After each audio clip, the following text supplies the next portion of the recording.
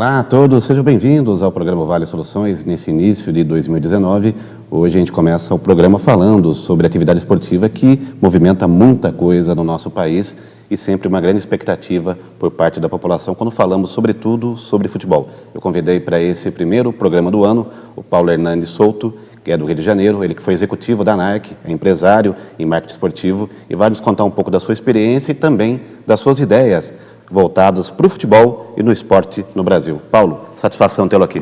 Obrigado, Rogério. Prazer estar aqui. Ô Paulo, a gente sabe que, sobretudo, o futebol é uma religião, acima de tudo, a gente pode chamá-lo assim. E o futebol movimenta muita coisa no país. Você trabalhou na Nike durante muitos anos, sabe muito bem disso. Como é que você vê o atual momento do futebol brasileiro? Os clubes, de uma maneira geral, uns mais, outros menos, isso depende muito do estado onde eles se inserem, tem se profissionalizado bastante, melhorado muito a gestão dentro de campo e na parte administrativa, isso é nítido. É um processo que demorou a acontecer, mas vem acontecendo aos poucos e está começando a entrar no momento de amadurecimento. Uns mais, outros menos. Temos já clubes com seus próprios estádios, alguns ainda utilizando o estádio municipal ou estadual da sua praça, e alguns com projetos para serem implementados de terem seu próprio estádio, porque no processo, né, do marketing, de você fomentar a marca do clube e gerar dinheiro, a arena é fundamental. E alguns clubes estão largando na frente porque tem sua própria arena. O primeiro clube a ter uma arena realmente num padrão moderno foi o Atlético Paranaense. Sim, coberta, né? Exatamente, agora está melhor ainda. Durante um tempo ele era um estádio ainda não completo, não totalmente fechado, mas hoje ele está perfeito. E por conta da Copa do Mundo, né, isso despertou com que clubes avançassem nesse quesito. E, em contrapartida, quando você começa a profissionalizar mais o futebol, com uma contratação de pessoal mais qualificado, o departamento administrativo e de futebol ele inchou um pouco, então a operação futebol também ficou mais cara. As receitas aumentaram de certa forma, com os programas de sócio-torcedor, mas a operação futebol está mais cara. Você tocou num ponto interessante, o programa sócio-torcedor. O Barcelona, até alguns anos atrás, era o único time do mundo que não tinha nenhum tipo de propaganda, nenhum tipo de apoiador ali na sua camisa. Agora, recentemente, que adotou. E os torcedores pagavam, né? Que era a grande receita do clube, era gerada pelos boletos, carnês, os torcedores pagavam antecipadamente, né? Então, conseguia arrecadar. Tudo bem que na Catalunha é uma religião. Quem conhece a história da Espanha sabe do que eu estou falando. Mas esse modelo no Brasil, do sócio-torcedor, tem surtido efeito? Você tem visto como algo que realmente engrenou? De 2, 3 anos para cá, sim.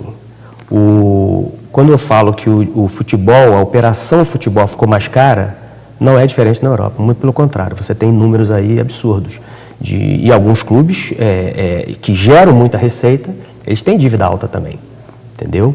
Então, o Barcelona, durante muito tempo, ele tinha esse luxo, né, esse privilégio de abrir mão daquela receita, porque é uma fonte de receita.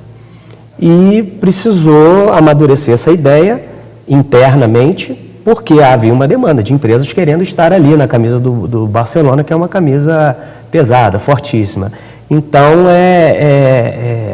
uma das receitas que sempre foi muito importante no Barcelona, como você disse, é o sócio-torcedor e o turismo dentro do clube, do Museu do Barcelona, que fica dentro do Camp Nou. Então, por conta disso, fortalecido mais ainda por aqueles clubes que têm arena, o sócio-torcedor que passou a ser peça fundamental na receita de todos os clubes, sendo que em uns clubes mais do que outro, porque depende muito do peso da camisa, da quantidade de torcedores que o clube tem e a distribuição dos torcedores no território nacional. Alguns clubes são mais regionais, outros nem tanto, e alguns poucos clubes conseguem essa abrangência nacional, entendeu? Você citou também uma questão interessante sobre a profissionalização, não só do clube, mas das pessoas que prestam serviço ou atuam dentro dos clubes.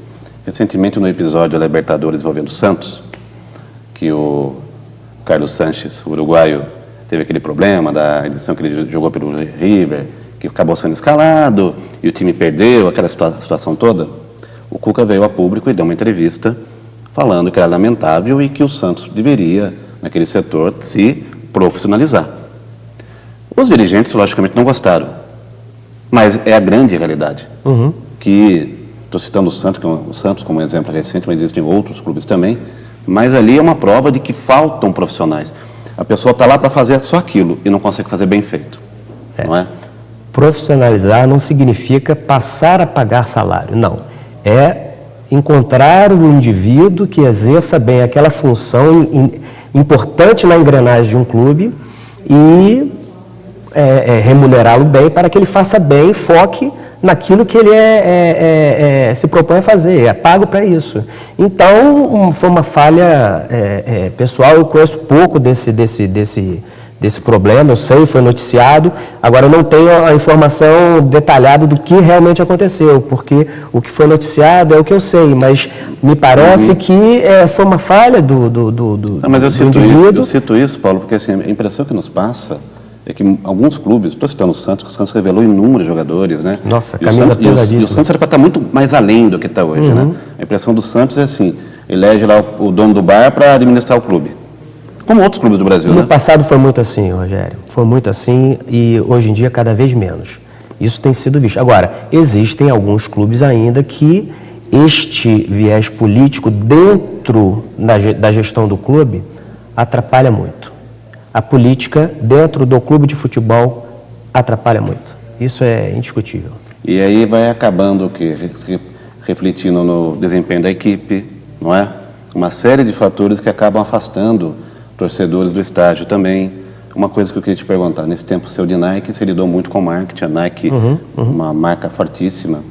Paulo, hoje no Brasil, a maioria dos jovens, eles assistem futebol europeu. E vamos ser sinceros, você vê um jogo de Premier League, ou vê um jogo até de campeonato escocês, que melhorou pra caramba, o campeonato irlandês, ver jogo do Brasileirão é dose.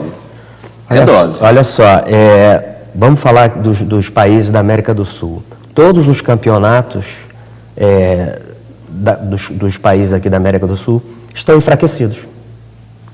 Isso é inevitável, porque os melhores jogadores de cada clube do Brasil, que, em tese, os melhores estão na seleção brasileira, eles estão jogando na Europa. Sim. Né? Por mais que tenha tido esforço da MLS nos Estados Unidos, a China recentemente, quebrar essa tendência diria, quase que impossível. Durante muito tempo, para não dizer para sempre, ainda o futebol, né, vai estar centralizado na Europa por conta das ligas que são fortes, os clubes são muito fortes, o dinheiro está ali, entendeu? Então, não é diferente na Argentina, no Chile, os campeonatos locais estão enfraquecidos porque seus melhores jogadores não estão mais lá, estão na Europa. O Santos, você citou o Santos há pouco, conseguiu segurar até onde pôde o Neymar. Chegou um determinado momento, eu conheço o Neymar desde 14 anos de idade, não teve mais como segurar.